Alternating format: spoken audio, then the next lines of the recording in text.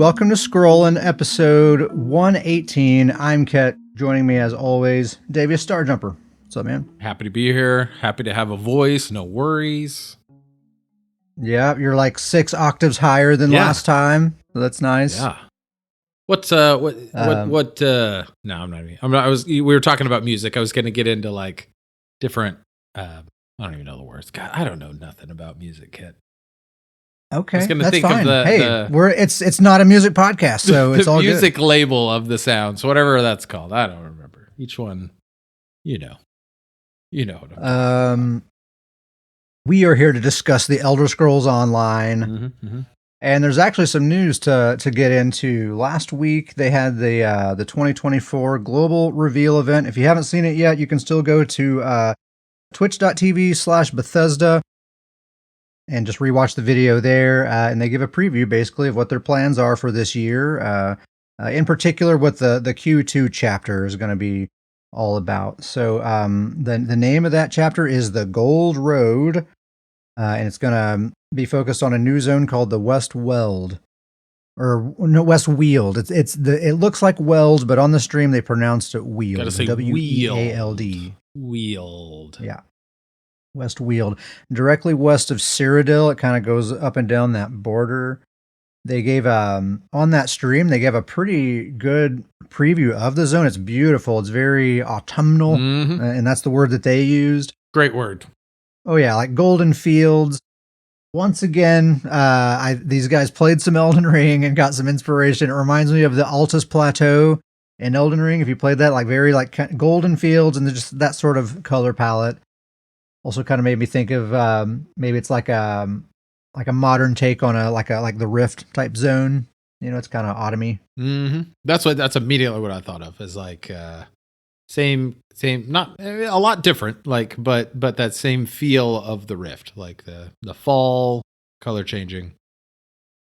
Yeah, it's a color palette I think they haven't really explored super in depth yet in a zone. So yeah, just from what they showed off, it looks really gorgeous. I'm looking forward to. It did look great. To just running around there. It did look great. Yeah, they've been doing really good at designing zones, like the Telvanni Peninsula, the last expansion. I thoroughly enjoyed running around in that zone, and I was actually expecting to be disappointed because it has that sort of Morrowind aesthetic. But even so, even with that, and it was that, but it was still really cool, even so.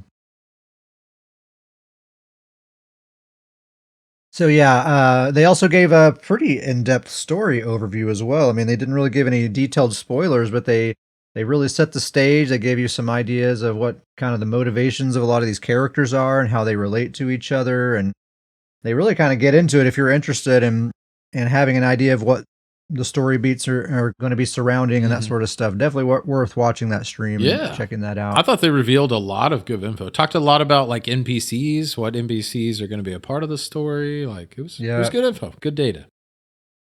Yeah, I really like the guy too, the lore, the writer guy or whatever that was talking about all the story stuff. He was really fun and very enthusiastic. Yes, and it's fun to listen. You can tell he's very passionate about like that guy. Yes. That guy likes his job and he does great. He does a great job. Yes, definitely seem to love his job. Epic mustache. Also. Oh yeah, fantastic, top notch. So the big new feature of the Q2 expansion this year is going to be what they're calling scribing, which is just a modernized version of the old spellcrafting system that they showed off back in like 2015, I think it was. It basically is spellcrafting. It's not exactly the thing that they showed off all those years ago. They haven't really showed off all the details of it yet, but what they have shown, it's clear it's not exactly the same thing. But that DNA definitely is still in there. Yeah. The way they described it is you're going to unlock special skills. And then specifically those skills can then be customized to have like, I think 3 different effects, right? A primary, secondary, and tertiary effect on top of like the base spell of what it does. So they said there's going to be a new ability added for every weapon skill line plus a few more is their quote. That's all the info they gave. So yeah, basically there's going to be a base spell. So like the base spell is always going to do what it does. So like one that they showed off was like this bow ability where you do like an AoE blast and then do a backflip. Looks really cool. So that spell is always going to be that. It's always going to be the AoE blast with the backflip thing. But then you can choose, for your primary effect, what the damage type is going to be, like poison, fire, whatever. The secondary effect seems to be a lot of like crowd control, maybe a snare, roots, maybe some. I can't really remember. Maybe some debuff options as well. And then the tertiary effect is most of those options seem to be like buffs for yourself, like a minor expedition, your major crit buff, major damage buff, those kinds of things. Pretty wild idea with what they've given. It's hard to kind of, I mean, obviously we need a lot more information and it was just a very intro into it, but it's kind of wild to think about, like how much customization. I mean, with 3 different parts that you kind of get to customize, there's gonna be a lot of different stuff happening from just character to character. Yeah, and I think it's going to be like Mythics, where to start, there's going to be like a certain number that they throw into the game just to kind of get us going. But then I think future patches are just going to be they're going to keep dropping these things into the game, new spells to learn. Seems like there might be a farming element involved, or you might have to, kind of like Mythics, there's some farming involved. I bet there's going to be, you're not just going to have these things right off the bat. You're going to have to do some work to get them. There might be a skill line involved. I'm sure there is a skill line involved. Mm-hmm. For doing it and everything. Might need to be a little grindy. That was the vibe I was getting. I would expect that to be the case, but I mean, I can definitely see some great possibilities. I mean, I know one thing Old Betsy has been needing for a long time is snare removal and root immunity in her build. That's like one thing that she's been missing, but it's just like there are options that she has access to, but she'd have to give up something that I'm not willing to give up in order to get that. But it looks like maybe with this, there might, maybe not right away, but maybe at some point they'll introduce a spell that I can then customize that'll give me what I want. Yeah. So let me ask you this. From my understanding, the way they're introducing is that each weapon's probably going to have like one base ability. Like each weapon skill line's probably going to have the one base ability, and then you can customize that base ability. And then I assume the few more is going to be like a Fighter's Guild, Mage Guild type situation. Is that kind of how you took it, or did you take it like not so one per weapon skill line, but more as they're just going to kind of sprinkle them out randomly? Yeah, I assume like guild skill lines, Mage's Guild, maybe Psijic, that kind of stuff. And then I'm betting like the different effects, like the primary, secondary, tertiary effects, like the options that you have available to you there. I bet that's where the grinding comes from.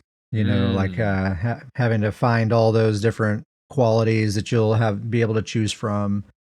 And that kind of stuff. In addition to having to actually find the spell itself, I'm sure there's some farming involved with that. But that's all, just guessing, basically.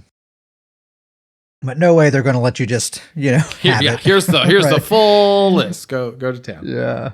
Yeah, that's a great point. I bet you're exactly right. I bet you're going to have to farm for the different options, and the more more farming you do, the more different options you have. Yeah. And then another new thing they're planning to add with that chapter is they're calling them skill styles. And I called it on the Discord. I'm going to take credit for it. This is basically reskins of abilities, of skills. Mm-hmm. They describe it as color variants of popular abilities. So they're just picking out kind of specific abilities and they're just giving them a new color, basically. Mm-hmm. So they said all of these will be earnable in game. That's surprising. Some examples they gave, they didn't actually show them, but they just talked about them. But Wall of Elements will have a purple variant. Trap Beast will have an orange variant. Mage Light will have a green variant. So it's going to be like these harvesting animations that you get out of loot boxes and stuff like that. I bet just ever so often they're just going to be kind of adding new ones of these that you can get and just change the color of an ability to maybe fit the theme of your build or your character a little bit better. Yeah. I look at this as like, like outfit stations. When they introduced outfit stations and that type of look to the game, they're just doing the exact same thing again for abilities, which I'm on board for. I think it's going to be great. Like more uniqueness, more customization for the look of a character. I'm all about. Yeah, especially if they're earnable in game. Yeah. I mean, if I have the ability to turn Mage Light green on my Warden, why not? Yeah. Sure, okay. It'll be yeah, fantastic. So yeah, I bet that'll be another thing that you just kind of continue to add over time. But yeah, that's the big reveal. Basically, we're going to Gold Road, which is the West Weald. We're getting spell crafting, basically. They're calling it scribing now. And we get the skill styles. That's kind of the big stuff that's happening with the expansion. Plus, just a really, really pretty zone. I think it can't be overstated how, like, I'm really looking forward to getting into that zone and looking around and seeing what that's all about. And a lot of different parts of the zone. Like, with it being one zone, it seemed like it had a lot of different, like, biomes it, you know? Like, they talked about the south. It looks really big, too, because it stretched from, like those Aldemary zones down below all the way up to Craglorn. I mean, it stretches a huge area. But yeah, like, they said there's, like, a really dense forest part. There's the really cool, like, autumnal, you know? But they showed, like, different parts that, I don't know, to me, it was like, it seemed like almost different biomes, like different zones almost, but they're fitting it all into one zone that works together. I thought that was pretty neat. Yeah, that's cool. I mean, there must be. I mean, for as far as you're traveling, I mean, you're going from like down there, what's that, like Grotwood or whatever, like those zones kind of down in that area. You're starting from there and going all the way up to Craglorn. I mean, that's definitely some different biomes happening there. No way it's going to, it's not going to translate to this, but it's basically top of Cyrodiil to bottom of Cyrodiil almost. no way it's that big, but that would be hilarious. That would be hilarious. And so at the very end, they just gave a general roadmap of all of 2024, what their general plan is. So coming up first before that chapter, with the Q1 update 41, we're getting a dungeon DLC with 2 new dungeons, like always. Along with some quality of life improvements. They didn't say anything about what any of that is. That's just we're getting the dungeons and some quality of life improvements. Public test server for that goes up on January 29th, so that's next week. Man, it's crazy how quick it starts hitting. I know. Yeah. Hey, it's about time. It's been a bit of a lull, so I'm ready for some stuff. We always hit that holiday lull. Sure. Yeah. So that'll be next week. So on the next episode, we'll have some juicy patch notes to be getting into. And then, Q2, update 42, that's the Gold Road chapter with all that stuff. Update 43 in Q3, they said we're getting a new housing-related feature, plus some quality of life stuff. So it is different this year. Q3 is not just a dead patch, where they actually are adding like a significant thing. Adding a new feature to the game. Yeah, so new housing-related feature, that's interesting. Yep. Like, I mean, if it's a whole patch just dedicated to that, I mean, the imagination just kind of starts going wild. It must be something pretty cool, I would imagine. Seems like it's got to be something pretty big for them to name it like that. It's not going to be like, oh, now you can, what was it called when you could be more particular with like placing the furniture? Like, it's not going to be something like that. It's going to be seemingly something pretty big. Yeah, who knows? Scrollingpodcast@gmail.com. What do you think it is? And then update 44 at the end of the year, Q4, we're getting 2 new companions and oh boy, a new PvP related feature. They said it. They said the words. They said it. They said PvP, and I mean, it seems like it is funny that they listed the companions first. Mm-hmm. 2 new companions. Also, by the way, a PvP thing too. PvP related feature. Yes, that was. Pretty hysterical. What's up, Sudica? Thanks for joining us on your lunch break. Good to see you. From down under. So yeah, what do you think that PvP related feature? So shout out to 60, one of our Guildmates Discord members. He says, no way it's not a 1v1 queue. Gotta be a 1v1 queue. What do you think, Davis? Any guesses? I don't know. Like, I mean, who knows? At this point, it's just new PvP related feature. Like, I mean, I don't even care. I don't even care. They said it. Like, and I think they said, I feel like I've seen somewhere that it's not Cyrodiil related, right? Have you seen that same thing? I have not seen that, but that's good to know. Hey, but technically Tales of Tribute is PvP. Ooh. It's another card game and it's a second separate card game in the game. Oh man, that is amazing. That's so funny. So good. I could see a 1v1 queue. I could see maybe group dueling could be really cool. I don't think this would happen at all, but custom BG lobbies, we got all hyped about that possibility last year. Would super love that. It could be some totally new thing we haven't even dreamed of. I have no idea. But yeah, zero details on the live stream. They just said that there's some PvP thing happening that patch. I mean, the fact that they listed companions above that tells me it's probably not going to be amazing. Yeah. Okay. So I'm trying to temper my expectations. But I mean, companions is the main thing they're pushing there, But for PvP to get that much airtime, because like last time that they did the map, it was kind of like this little hint of like, oh, they said something that could be something that. But this was just straight up like a PvP related, and I'm pretty sure the words were like a new PvP feature to the game, like a new addition added to the game. So it's not like they're changing battlegrounds or it's not like they're changing something that already exists. They're adding a new thing. Yeah. So that's something to think of. Really, 6-0's 1v1 queue idea is the only thing that I've heard that I could see it happening. But even that seems like, I don't know, we already have dueling. Why do we need that? Yeah, that's the one to me, is that like the dueling community seems pretty strong.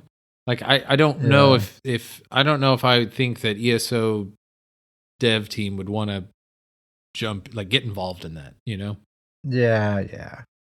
I hope it's not. We're throwing hot takes out there. I'll throw out there like Overland PvP. I would love that. That's what I'm going to throw. Just remove the boundaries. Remove the boundaries for dueling. Yeah. That'd be great. Or just be able to. Just everybody, you don't need to go to Syria. What if you could just enable PvP for like depending based on factions. You can just turn it on at any time you like. Yep. Just anyone who's not on your faction, you can be hostile towards them. As long as you both have to have it turned on. Sure. That would be wild, though. That would be... Dude. Wild. I would love that. I would love that. That would be sick. Could you imagine just being out in a delve or whatever and be like, oh, hi there. Just stressed out to the max the whole time. I really am trying to get... You're just looking around every corner. Oh, man. That's and great. What if while you're in that mode, you could maybe...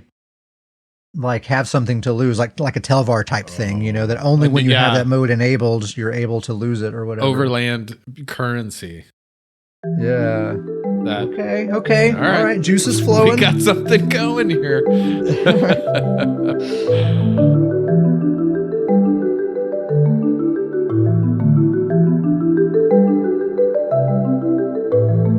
Moving on, we got some builds to talk about. This one's an exciting one, people. You want to listen up because it's finally happened. Uncle Sam. Whenever Uncle Sam sends me a build in Discord, I always listen up because he rarely does it. And he only ever shares a build with me to talk about on the podcast if he's very, very, very confident that it's a stellar build. So, if you're looking for a really good Sork build, I highly recommend checking this one out.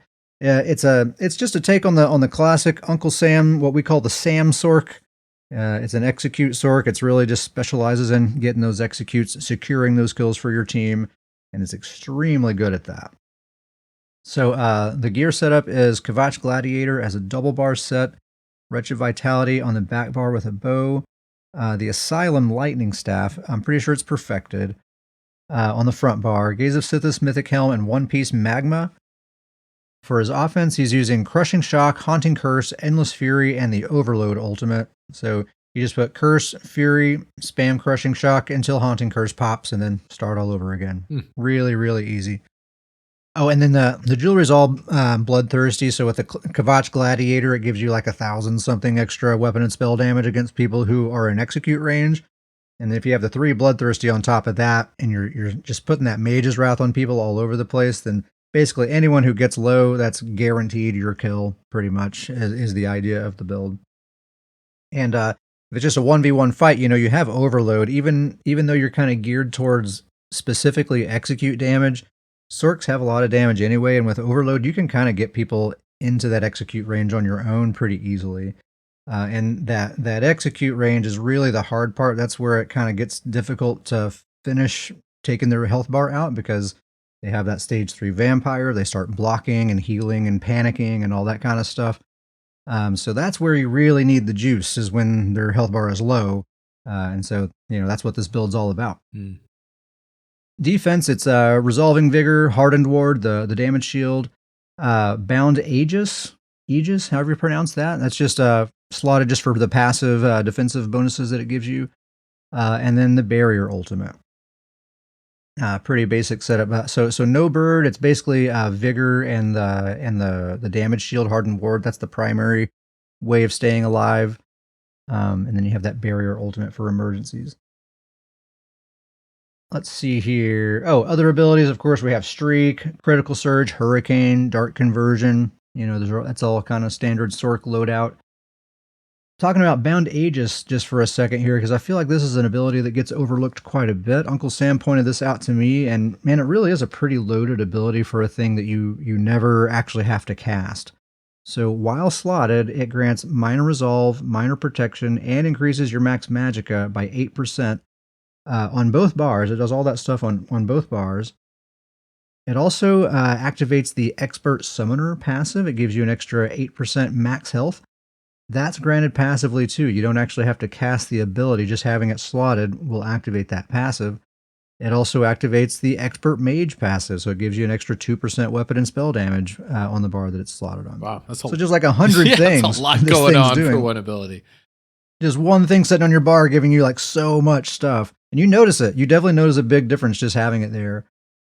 Just, more max health, more max Magicka, permanent minor resolve, permanent minor protection. Hey, a quick edit just to mention that it also activates the Daedric Protection passive, gives you an extra 20% stamina recovery and health recovery for having it slotted. So that'll keep that passive active on one bar. You can put Haunting Curse on the other bar to keep it active on both bars. So even more stuff that this thing is giving you just for having it slotted. Now, the Minor Resolve is redundant. You're getting that from Vigor anyway, but it just helps maintain that uptime.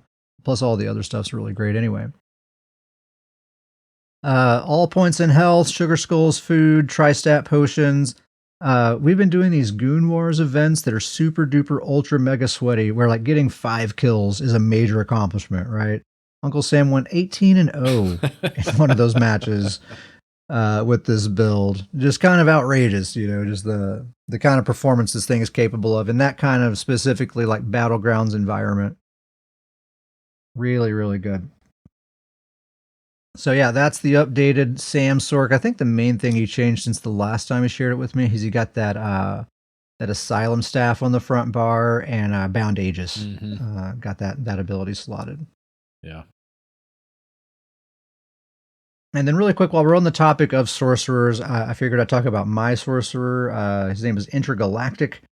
And it's basically just a variation. It's like my take on Sam's sorcerer build that we just got done talking about. But it's different enough that it is pretty distinct. It actually plays and feels quite a bit different. But it does use Kvatch Gladiator as a front bar set with a lightning staff, Wretched on the back bar with a bow, 2 pieces Engine Guardian monster set, Ooh. Stormweaver's Cavort Mythic Pants, and 1-piece Trainee. So the gear is pretty different. I mean, Kvatch and Wretched Vitality, that's the same, but some pretty different stuff happening otherwise. Stormweaver, that's the mythic that makes all of your blocking and dodging and roll dodging and breaking free. That all costs Magicka instead of stamina. It also gives you an extra 300 Magicka recovery. That alone is pretty nice for just one single piece, to be giving you that. So it's actually really nice. I've always liked this idea of a roly-poly Mag Sorc. I've had this build for a while, and it actually does work surprisingly really, really well. If you're down for that kind of play style, just like it's basically just like a Stam Sorc. It's very squishy, but you have this supreme mobility that you can take advantage of. And if you know how to do it, survivability really is not a problem at all. So I really like it. You kind of feel like you're a Stam Sorc when you're on defense, and you're a Mag Sorc when you're on offense, and you kind of have, your foot in both of those worlds, or one foot in both of those worlds at all times. Pretty cool. Engine Guardian is kind of OP. I'm really enjoying this thing. I hate playing against it so much. It's so good though. It's so good. It's so darn good. And this dude's very squishy. He needs a little bit of extra help in the survivability department. And this thing helps considerably just from the body block. Also, the sustain is insanity, man. I mean, it can randomly proc and give you either stamina or Magicka or health. And it's completely random, by the way. It might give you health 6 times in a row, Mm-hmm. But man, that it's actually an extremely strong heal. It's like I think 4,000 heal per second, or it's 4,000 of like whatever resource, stamina or magicka or health. Super, super, super strong. I kind of like the fact that it is random like that, just from a roleplay perspective. It's like this dude, he's like a tinkerer kind of guy. I imagine he like found this thing in some ruins and like got it kind of working, but he doesn't really know what he's doing, so it's just kind of messing up all the time. And he's like, this confounded contraption, and works perfect for the character. yeah. But I mean, honestly, even though it is random, it does a really, really good job of just keeping your resources generally topped up all the time. And there are these really nice moments where it will just happen to pop up and give you exactly what you need when you need it. And when it does, man, I mean, it overflows. It's so much resources that it's giving you. So Curse Fury, Crushing Weapon is what I'm using for the spammable. That's the Psijic spammable, the stamina morph. It has a built-in Major Breach, which is really nice, and it's physical damage, so it can apply Minor Breach as well, which is very convenient to have both Major and Minor Breach right there on my spammable. I don't have to waste any other bar space on that. So just do a Curse Fury, Crushing Weapon, easy, done. Now, we just got done talking about Bound to Aegis, which I was trying for a little while, but I tried the other morph, Bound to Armaments. That's the one that summons the daggers above your head and you can shoot them at people. I'm sticking with Bound to Armaments. I really like it a lot. I give up the 8% max magicka, basically, and it turns into 8% max stamina instead, which really isn't a waste in PvP at all. Definitely can use some stamina. But otherwise, it's a really nice, just extra source of burst whenever I have all those daggers and I really want some extra sauce. I can fire those as part of my combo, and it's a lot of damage. And then the Overload Ultimate as well, of course. Defensively, I'm using Resolving Vigor and Dark Conversion are my only heals. Engine Guardian heals me as well, plus it's that body block. And then Stormweaver kind of enabling me to have that very movement-based kind of Stamsorky kind of play style. I'm using that to stay alive. So it's very squishy. It is very squishy, but there's a lot of good passives that make me not take too much damage at once, like having Bound Armaments slotted. It still gives me that 8% extra max health and all that other stuff. So yeah, as long as you're on your toes, you're aware, you're situationally aware, you're maintaining good position and situational awareness and all that stuff, I've found survivability really hasn't been a problem. Okay, that is my Sorc, Intergalactic. Davis, it's your turn to talk for a while. You have the Need for Mead, your Stamplar. The Need for Mead. We're talking about variations of build. The Need for Mead, my Stamplar, is, we've joked about this. Just it's kind of old Betsy Light, right? Like this is the Oaken Soul version of old Betsy, if you will. And I think this most recent variation is definitely that, because me and you actually kind of put this together just one night. We were kind of tinkering and talking about it and theory crafting, and this is what we kind of came up with, and I think it's the closest old Betsy Light that the Need for Mead has been so far. So what the build is it's a 5-piece Deadly Strike on the body set, 2-piece Blood Spawn for the monster set, and then the Black Rose dual wield maces, 1-piece Trainee, 1-piece Druid's Braid, and then the Oaken Soul ring.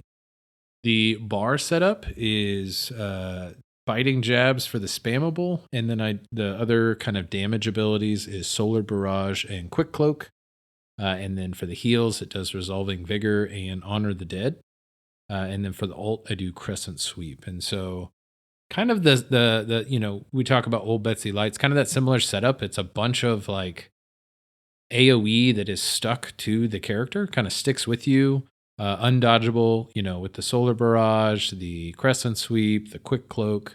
You can kind of run around and be this kind of ball of AoE that's undodgeable, and it's staying wherever you're moving. Heals work out really well with the Vigor and the Honor of the Dead. It's got good heals. It's kind of a nice, really, what I talk about a lot with my Oaken Soul builds is trying to kind of make this nice, clean, tight package that tries to cover everything and stick to that theme. And I think that this Stamplar setup has kind of finally achieved that. It's very mobile, very quick, good kind of AoE damage, and then it can kind of do good damage when it needs to. It can kind of hit, get out of the fight, get on the fight, and it can kind of turn and focus on heals when need be. I think it's a nice kind of overall tidy package for a fun Stamplar build setup. Yeah, I like that way of playing a Templar with the kind of AoE pulses. Like you were saying, it's all just kind of sticking to you because you don't have to worry about like if someone dodges it, you have to cast it again, or nothing can be cleansed and nothing like that. You just kind of activate these things and then you run in there and it's all going. It's great. Yep, and with the Deadly Strike, I think it's it's got good damage. Mm-hmm. Yeah, I think overall like the stats look good. It's got good results. It's just been kind very of well rounded. I got really great damage set with Deadly. Bloodspawn's giving you some awesome defense. Yep. Black Rose Dual Wield's giving you both damage and defense. Just kind of covering all the bases there. Got the major evasion with the major evasion, the quick cloak plus the major expedition. Absolutely. Yeah, it's a fun build for sure. Just as you said, and I know we keep repeating it, but it really is fun to kind of run around and have this just ball of damage that follows you around that you're just not even really having to worry about. And that's the other part to the build is really fun. Is it's easy. It's kind of very quick. You can hop in this build and kind of easy play because a lot of that damage you're not really having to worry about. Really, all you're focusing on is throwing your jabs in the right direction and making sure your heals are up and healing your teammate. So none of it requires a target to cast. Yep. You just pick a direction and go. And just go that way. Yeah. A lot of fun. Man, kind of wish I was talking about old Betsy now. But. I was worried if I said old Betsy. I think I said it 4 times. If I would have said it 3 times, you're just enough. 4 times now, you're like, ooh, what's old Betsy doing right now? I've really been in Sork mode lately. I mean, I always play with Betsy. I don't know, once or twice a day. I get a match in with her, but I don't know. It's really Sork's been pulling at me for the last couple of months, and I've been putting together a bunch of different Sork builds and just really been digging into Sork here lately. Time of the Sork. It's time. One more build I'm going to talk about. I probably won't spend a lot of time on this one, but it's just it's a fun, interesting one. It's an Arcanist build, and it follows basically my standard template that I always use with Wretched Backbar with a bow, Sithis Helm, One Piece Magma, but the 5-piece set that I'm using is Vanguard's Challenge as a front bar set. Vanguard's Challenge is the set that when you taunt an enemy player, it increases their damage against you by 35%, but it decreases their damage against everyone else by 35%. It's a really interesting set, and I've always thought I'd like to make a build out of it. But is there any sort of visual, like, do they know it's you that they do more damage to? Like, is it easy to tell that? I guess is my question. Okay, so I think there's 2 different questions being asked there. So there is a visual. There is a visual that makes it very clear that it's happening, but no, people do not know. They don't know what it is. I don't think anyone ever uses this set. Mm-hmm. And so I know I've never seen, until I put this set on and started using it, I've never seen this visual effect. And I don't think that I would see that and know that, okay, this person's taking a bunch more damage from me. I would assume that that's something doing damage to me or debuffing me or something like that. Interesting. Okay. Yeah. So I really am not finding people are focusing me at all. Interesting. I'll get into that here in just a minute. So I've been wanting to use this Vanguard's Challenge set for a while, but I've always thought taking a 35% damage debuff, that seems insane. I don't think I can do that. But with Arcanist being, in the game now, they're extremely tanky. If any class can do it, it would be them. So I just started kind of, fiddling around with a build here. I realized that Frost Clench, the Destro Staff ability, the Clench Morph, it's a taunt. So it counts to activate this Vanguard's Challenge set. It also guaranteed applies major and minor maim. So it reduces their damage by an additional 15% there, on top of the 35%, that you get from Vanguard. Plus it roots them, immobilizes them in place. It's a really great ability, full long range. So yeah, whenever you hit someone with that Frost Clench, you're giving him that major and minor maim plus the Vanguard, so you're reducing their outgoing damage by 50%. I mean, you're cutting their damage in half. Now, if they're attacking me, it's not 50%, but So their damage against me is increased by 35%, but that's minus the major and minor maim. So that takes it down to like 20%. Plus, I have major and minor protection on the build. So that takes it down to like 5% extra damage you're doing to me, which I have like over 40k health as an Arcanist with that huge damage shield. I mean, I feel invincible, you know. So for one, people don't even realize that they're supposed to be focusing me. It doesn't like that visual effect. It's not registering to them that that's what's going on. And even if they do, you know, I don't even feel it. You know, I think most people, they look at me, they see an Arcanist with over 40k health, and they're like, I'm good, man. I don't want to waste my time. They're not even going to mess with it. Yeah, I don't even want to go that direction. Yeah. So, man, I find that I just kind of have free reign to just kind of run around and spam this stuff on everybody. And there's no cooldown on that set. You can just spam taunt on person after person after person after person. And you're putting that debuff on every single person. So that's basically all I'm really doing with the build. It's really easy. It would make a very good 1-bar build because I'm just kind of running around putting that on everyone else and otherwise just kind of keeping myself alive.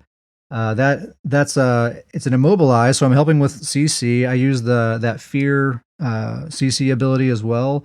So I'm just kind of going back and forth with those two abilities, CCing everyone and making sure, because that fear has some debuffs attached to it as well. And that's really all I am, is just a CC debuff bot. It's actually very effective. The problem with it is that it's not really a healer, and I don't think it could really be a substitute for a healer. I think you still, in a sweaty match, you still are going to need a healer. And it's not a damage dealer either, you know, so I feel like in those really sweaty matches, it kind of doesn't have a place. But I have really actually been having a blast with it in the solo queue. And normally support builds are not really fun at all in the solo queue because you're just having to follow your teammates around and you're very dependent on what they're doing. This is a support build that's focused on enemies, not allies, you know. So if my enemies just want to go stand on empty flags and not engage in fights at all, well, I still have the option to go mess with some enemies, you know, and do some stuff to them and have some fun anyway. So it's actually a really fun way to support your allies in the solo queue. And when your team is playing with you and they are, you know, taking advantage of what you're doing there, then you can definitely see the effect that you're having. Because in the solo queue, things aren't all piled up like that. So it's not so important that you're not a healer or you're not a damage dealer. You know, it's all kind of chaotic and a lot of different things can work. So it is really fun. I've really enjoyed it as just like if I'm just kind of tired after work, I kind of feel like playing some BGs, but I don't really want to sweat too hard. I don't really want to try too hard. This is something that I feel like I'm contributing, I'm helping, I'm making a difference, and it's pretty easy. Nice. I like it. So that's Randolph, my Arcanist. Oh, Randolph. And that's not his like locked in build. That's just kind of a silly, fun thing. It's like, what's this like? I'm going to try this. But I don't think it's something that I'm going to be sticking with for a long period of time. But it was a nice experiment just to see, like, there is something here. I mean, it definitely works for sure. That set's usable for sure. Yeah, I mean, cutting everyone's damage in half against your allies is massive. Yeah, massive. That is huge. You have one more build to talk about, Davius. Gift of the Rift, your Nightblade. Well, Gift of the Rift, my Nightblade. Brawler Blade. I guess technically he's a Mag Blade, but that's just, you know, that just seems crazy for me to say a Mag Blade. He's very much a Brawler Blade rather than a Mag Blade. Yeah. He's you know, we've joked about this. The old Nord Nightblade. There's no invisibility here. You know, there's none of that. Right. None of that around. But so what the build is? It's 5-piece Ravager. 3-piece agility, and then I'm actually using 2-piece Celestrix for the monster set. Oh, yeah. You can absolutely sub out Baylorg for that. That would be fantastic. Like, that'd be a great sub.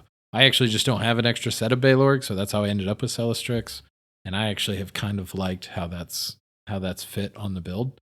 Yeah, Celestrix is great. 1-piece trainee, and then the Oakensoul Ring. And the bar setup is the damage abilities are Concealed Weapon, Merciless Resolve, and Razor Caltrops. And then I have Refreshing Path and Shrewd Offering. So Refreshing Path kind of works as, it's got a real nice hot to it. Plus, that's kind of my mobility ability, if you will, if I can say that. And then Shrewd Offering, obviously, is just one of the best heals in the game. And then for the ultimate is obviously I use end cap. That's that's the way to go on a Nightblade. But one of my favorite things about this build is just kind of the inner workings of it, how it just kind of feeds off of each other. The Razor Caltrops is kind of what drives up the Ravager. So just kind of a reminder, what that set is that you build up stacks every time you attempt to reduce a target's physical or spell resistance. You gain a stack. Each one of those stacks gives you 146 weapon and spell damage, and you can get up to 4 stacks. And then you throw with Caltrops being kind of a low cost ability and it doing the major breach, it's just you're kind of throwing that out there, and every time it's hitting enemies, you're basically building up those stacks, and it builds up very quickly. So I like how that's kind of feeding the set. The refreshing path, combined with the concealed weapon. The concealed weapon has that ability that while under the effects of major expedition, you get major berserk. I really like the refreshing path. I really like for a lot of different reasons. One, it works really well with the concealed weapon. It's really kind of a great mobility ability. It's got a pretty good hot to it, but I also like just what it does for the team. Like it's kind of a really good team ability. I feel like the team kind of recognizes it, kind of sees what it can do. Heal, can see the hot there, and then it's handy given that many members of the team that kind of speed. So doesn't it give minor recovery buffs too? Yes. Or my minor endurance and minor intellect to allies in the area. Nice. So I mean, that's not everyone has those. That's pretty nice. So I just love that ability for just kind of the team comp that it brings of just kind of giving a lot of good stuff to teammates while still being kind of on this brawler blade. It's Shrewd Offering is such a great heal. You can always step back. That combined with that refreshing path, you can kind of go into a heal mode if need be. And then like I said, you can absolutely do Balorg. I like Celestrix. With the Celestrix, to me, with all of the Caltrops and things like that, I really like how much CC is kind of built into the build. And so I that's why I like Celestrix. It's kind of a good AoE, additional CC opportunities. And then the build hits great. The concealed weapon, Merciless Resolve is always going to hit hard, end cap. So it's got good finishing power. Caltrops is, at least always kind of making it your area. You can kind of choose your area to fight. You're always throwing that down, and that's always additional pressure. And so once again, kind of the same thing I said about the last, with a lot of my Oakenso builds, I kind of like the kind of neat, tidy package to try to have kind of everything. And really my favorite thing about this build is just, like I said, the inner workings, like each ability feeding off of another ability, or each ability giving something else to a different part of the build. And then, just putting all that together, and it just kind of feeds off each other. And then it gets to a point where once you get that Ravager up, you're hitting very hard on top of the Nightblade's already great, damage abilities. So it's a lot of fun. It's very much a brawler blade for sure. It is get in the fight and do what you can. I really like the idea of using Caltrops for Ravager. Mm-hmm. That's a really cool idea. You can just kind of throw it out there, and it's reducing everyone's armor, so you're going to build those stacks really, really fast. Plus, it's it's applying that major breach, it's slowing them down. It's a pretty good dot as well. Yeah, getting a lot out of that one ability. It's a great ability on its own, but the fact that it's giving you that much more weapon and spell damage is just it's just an extra cherry on top for sure. I haven't seen that dude in action very much. I remember when you put the build together, we did some BGs like that night, and I was like, man, that dude's rocking. I hadn't really seen him in action. He kind of got put on the shelf, and I've kind of brought him off and dusted him off a hill recently. It was kind of one of those builds that, like, I did some changes because it'd been a while since I played with him, so I had to do some shift on the overall max stats. Like I shifted a lot more to health, and kind of lowered the max magicka, max stamina. Fit it to kind of make it a little bit more modern with what today's BG needs. But I was like, oh, it was kind of one of those builds. I was like, man, I forgot about this build, but like, I love it. It's a lot of fun. Like Ravager, Celestrix, and what else? 3-piece agility, 1 trainee, and the Oakenso.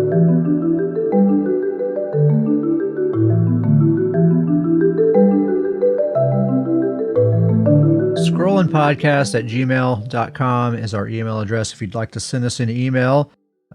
We encourage it. You should do that.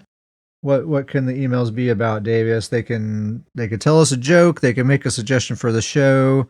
Favorite sandwich topping, I think's always been a classic on the podcast. We've always talked about anything food related. Sure. Strongly encouraged. Yep, absolutely. Absolutely. Scrollingpodcast@gmail.com. Every episode, Davis is going to pick his favorite of the bunch, and then we're going to give them some gold. Mm-hmm. If they're on the PCNA server, it's going to be 125k gold this time. If they're on the Xbox NA server, it's however much they have to give over there. I'm not sure how much it is. They'll give you something. You'll if get it's something. Any other platform, I'm sorry if you're on any other platform. There's nothing we can do for you. Good day, sir. Good day, sir. First email comes from Brock. Brock's on Xbox NA. He says, just started listening to the podcast. I was actually looking for a Discord server to join recently, and you guys are really cool. Nice. Would love to join that and the guild too if you'll have me. That's the whole email, but I just wanted to point out he said that we're really cool. He said There's it. proof right there. Brock said it. We're really cool. I wasn't sure if he even wanted this to be on the show. He was just asking to be invited to the guild, basically. But I was like, well, he called us cool. I love that's how I imagine your question. Now, Brock, you called us cool. Are you okay with me admitting that to others? That's good. Thanks for writing, Brock. And Brock's he's in there. Nice. He's actually been chatting quite a bit, and he just made himself comfortable, made himself right at home. It's good to have him. Perfect. Next email comes from, I think it's pronounced Viteris, is how I've been saying it. Okay. On the PCNA server. Subject is, I love scrolling. Nice. Viteris says, hello, Ket and Davius. Just got to say, I love the podcast. It has gotten me back into ESO and loving the PvP experience. When I first started out, I hated BGs and only wanted to do Cyrodiil. But after your podcast, I gave BGs a second chance, and honestly, I've been leaning towards BGs over Cyro, LOL. All your builds are so very interesting and just really fun to play. I have definitely copied Ket's famous Gaze of Sithis / Magma Incarnate combo as a standard template. Don't forget the Wretched, dude. Don't forget the Wretched. Nice. I do have a couple of questions for both of you. Number one, what is your favorite bit of Elder Scrolls lore? So we'll just stop and answer that one, and then we'll do the other questions after that. Davis, favorite bit of Elder Scrolls lore? I mean, it's Nord based. Sure. Gosh, probably. Boy, this is tough. What a question to ask. You're making me choose from my Nords. I would probably say, I don't know how familiar, I don't know how familiar the listeners are with Nord lore per se, but Nord lore. That's just fun. The That's just Nord a fun lore word to say. But I would probably say my favorite bit is Ysgramor's story with Wuthred, which is his famous axe, and that's like a whole. The companions are tied into that, and the five. There's a whole lore to that. There's a whole story about him, and he's got 500 companions, and they are kind of all these heroes. Highly recommend it. Look up Wuthred the axe. Look up Ysgramor. You'll dive right into it, and you'll just see a whole kind of story all tied to that. And that's probably my favorite. Here's a con in the chat says a sword singer once split an atom with his spirit sword thingy and nuked their homeland. Okay, that's a cool piece of lore. I don't know if I have a favorite piece of lore other than for a while I used to have a really boring job, like office job, where I just like messed around on the internet all day pretty much. And I was on the UESP just reading the lore of the Elder Scrolls one day from the very beginning. Nice. And I found like the dawn, like the origin of the universe stuff to be super duper interesting. Very like Tolkien's Silmarillion kind of stuff. If you ever read that, it's just like how this all came to be. If you do a Google search for UESP Dawn Era, that'll take you straight to the page, and you can just start reading there, just like how even existence started, and all these. It's like a lot of names that you've seen in lore books, and you've probably like in quests, you've heard people invoke names of different things. You have no idea what they are or who they are, but this really kind of pinpoints it. Like, oh, this name is like the third being to ever exist ever. Like kind of crazy stuff there. And there's like all these entire like worlds and universes that came into existence and blinked out of existence, like came and went and came and went and came and went again long before Nirn was ever even here. That stuff is very interesting to me. Once the actual Nirn is here and there's actual like people and political intrigue and stuff like that, I'm kind of losing interest already by then. Okay, so second question from Viteris is, why are brawlers the best? It seems like whenever I play on one of my brawlers, things tend to go in my favor. Amen. Yeah, they're good at certain things. I think it's, what are brawlers best at? I think that this kind of is something that I see in a lot of people, especially a lot of people who spend time in Stormhaven, is their perception of who's the best and who's the worst is very much based on 1v1 fights. Mm-hmm. And I think if that's what you're doing is a lot of 1v1 fights, I mean, that's specifically what a brawler is designed to do, is to be the best in that situation. Yep. And I see a lot of like Stormhaven duelers that are really, really good at dueling, and I'll see them in BGs, and it's interesting to see how they play versus people who pretty much only do BGs, because these guys are going in there and they're basically just trying to get into a bunch of duels, like one duel after another, after another, after another, and that's how they play. And some matches that works pretty well. You can do that sometimes, but oftentimes you cannot do that. So, sometimes a brawler's the best, sometimes it's not. It just kind of depends on the situation and what else is going on in the environment. If you're in Stormhaven, yeah, probably a brawler is going to do pretty well most of the time. I personally like brawlers just because I like being in the thick of the fight. But with that, being in the thick of a fight, you also put yourself in the most risk. It's kind of like the high risk, high reward situation for brawlers for sure. Yeah, and a few episodes ago, we had our BG report where we were ranking all the classes and how effective they are in BGs. And specifically for the solo queue, I had Dragon Knights at the bottom of my list. Yeah. And I think our combined list, they were still like maybe second to last, pretty low down there. And Dragon Knights, no question, are extremely good in duels and in group play and everything else. I mean, they're borderline overpowered. But when you're in a solo battleground, you don't know what kind of team you're going to have, and you don't know if you're going to have any support or not. Dragon Knights tend to struggle in that kind of environment. That's a situation where a brawler is not necessarily the best. A Sork's going to be having an awesome time in that situation. Yeah, because in that situation, the nobody's going to be hitting the Sork, and everybody will be hitting the Dragon Knight. Right, exactly. Okay, let's see I think it's blanked out. How the funky town do you guys deal with Arcanists? Looking at kill counter on any of my characters, it's always Arcanist as my biggest threat. How in the world do you escape from the stun? It's a 2-part question. Yeah, 2-part question. I'll field this one first. I think my number one answer is just don't fight them. Mm-hmm. That's the main way you deal with Arcanists. They're too tanky. They do not die unless you know that it's just a noob. Then fine, maybe give it a try. But even then, I don't know. Don't waste too much energy on it. They don't die. Mm-hmm. It's just not worth the effort. As far as escaping the stun goes, I mean, it really just comes down to 2 simple things. It's resource management. You got to make sure you have enough stamina to break a stun, and fast reaction time. There's nothing more to it than that, right? They put that stun on you. You got to be able to react fast. And as long as you have the stamina to do it, then you're out of the stun. But I think something that I see a lot of people struggle with against Arcanists, it's not just that stun. It's the fact that they're getting stunned and rooted with that tentacle. And a lot of people, especially people who don't play a ton of PvP, they're not aware that they're being crowd controlled in 2 different ways, right? And they're thinking that they're breaking out when they're really not.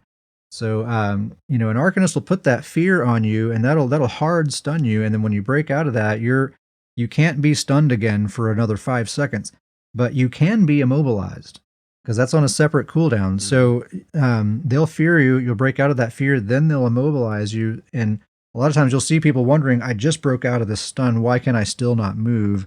It's because you need to dodge out of that immobilize or cast Race Against Time or something like that. It's 2 different forms of CC you have to deal with. So you just have to be aware of that. Roots and stuns are two different types of CC. They have two different cooldowns. Just because you break out of a stun doesn't mean you're not still rooted. You can still be rooted, and vice versa. So I think being aware of that will probably help quite a bit. Plus that resource management and fast reaction time. That's all it's going to come down to. I think that on exactly what you just said with the stun and the root with with an Arcanist usually too. You also have a beam that is thrown. Almost always the beam is then thrown on you too, which kind of creates an extra level of panic. Like you've got to get moving quick, and so it usually, it's a lethal combo when all three of those tie together.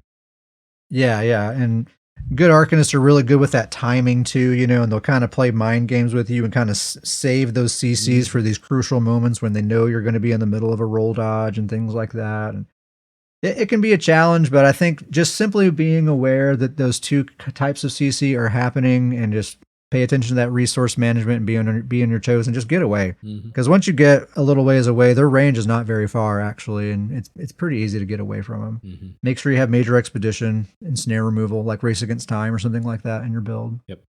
Viteris closes by saying, "Thank you guys for what you do, and please keep making content. Best regards, Viteris." Or Veteris. Sorry if I'm pronouncing it wrong.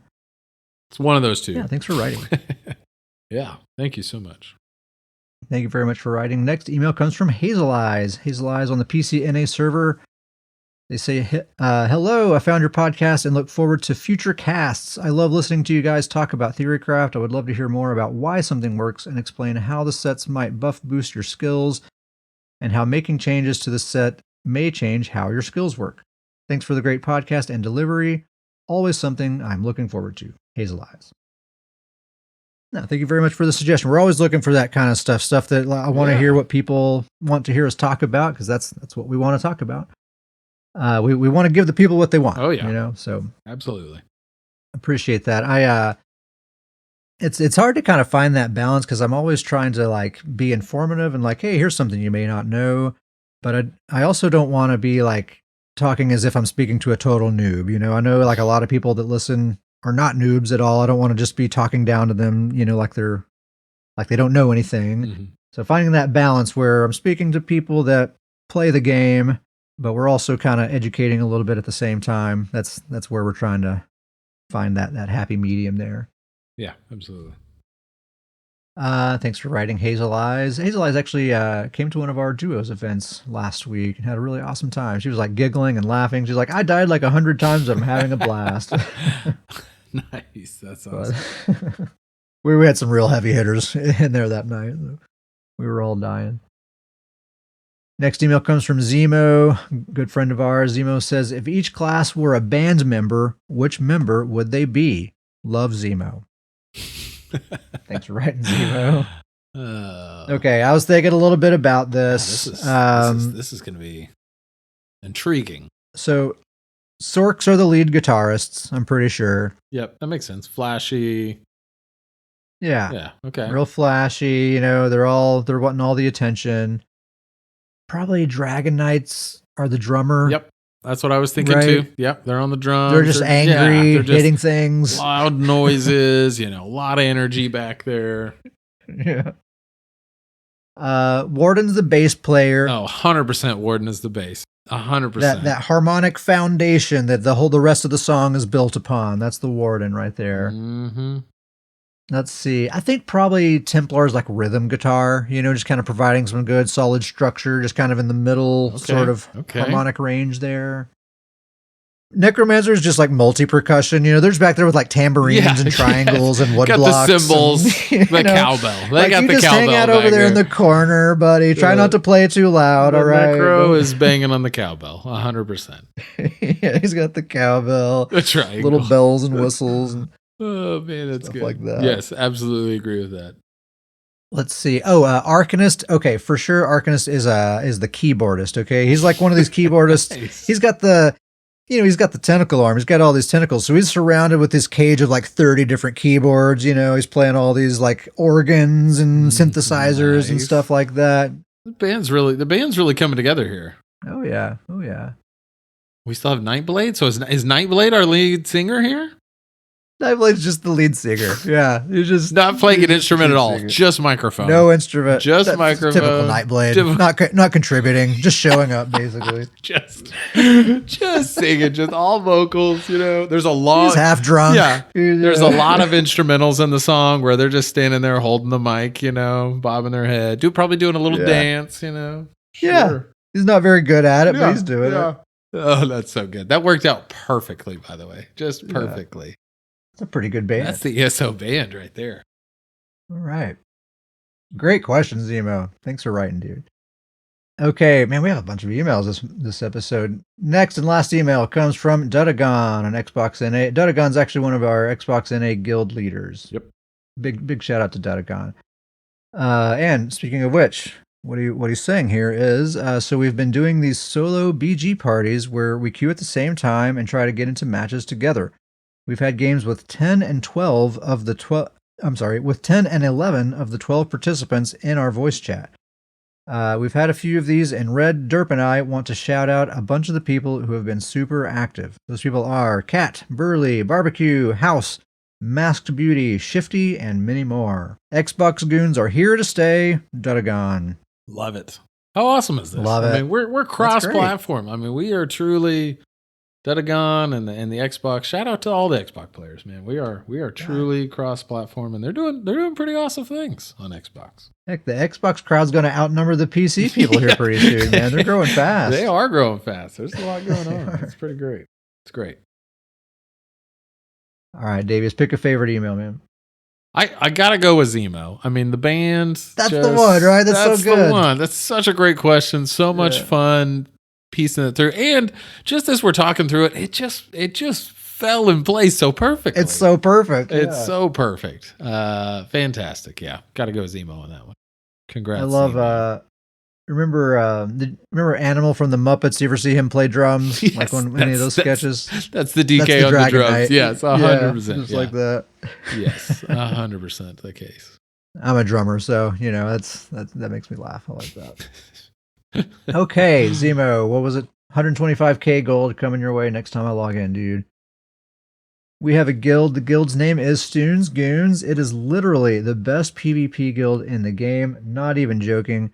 It also just so happens to be the best named guild on the PCNA server, and it's the official guild of the Scrollin' Podcast. We're on the PCNA and Xbox NA server. If you'd like to join, email us at scrollandpodcast@gmail.com, and we'll send you an invite. If your guild list is full, or if you're on a different platform, that's okay. Come join the Discord. Everyone on the Discord is a fully fledged goon. Everyone is welcome. Scrollandpodcast@gmail.com. If you'd like to support the show, one easy thing you can do is go to the Apple Podcast app and give us a star rating and especially a written review. That just increases visibility for the show, helps more people find us. If you'd like to go a step further than that, you can go to patreon.com/scrollandpodcast and sign up to receive Stoons Boon for $3 a month. That gets you access to a number of things, including the Booncast, which is a shorter solo podcast I do on the off weeks, still Elder Scrolls related.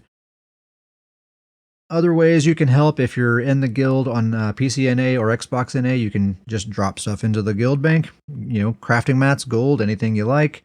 And of course, at the very least, just join the Discord and be our friend. Talking to us about build ideas and different stuff that actually feeds ideas for the podcast quite a bit. So just being our friend is a great way to help. Shout out to Uncle Sam, Slavka, Nachu60, Wanna Buy My Dog, Ricky Bass.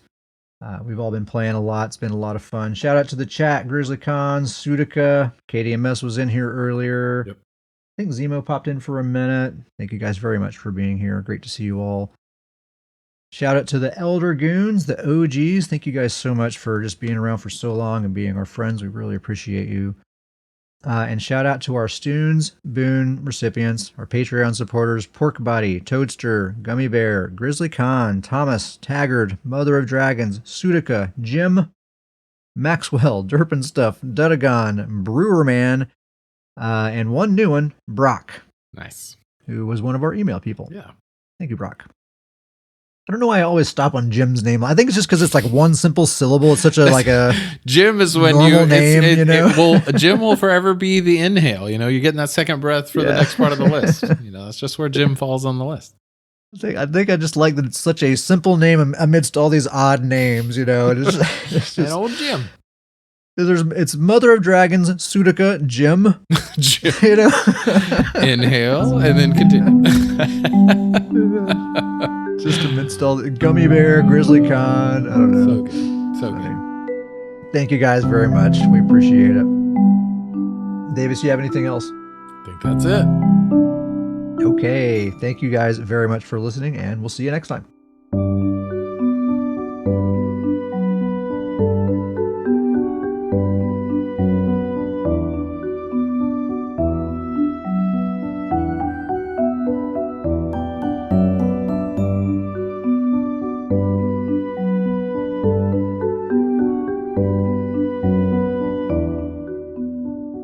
Here comes a snap. 3, 2, 1. Boom. Nice. I don't have my radio voice this time, you know? Back to just my usual sounding boring self. Yeah, dude. What a We need you bummer. out there What a like licking handrails and stuff. Okay, what the heck? Just go stand out with a sign that says, please cough on me. Please. Walk by, throw a couple coughs my way. No big Free French kisses. Free French kisses.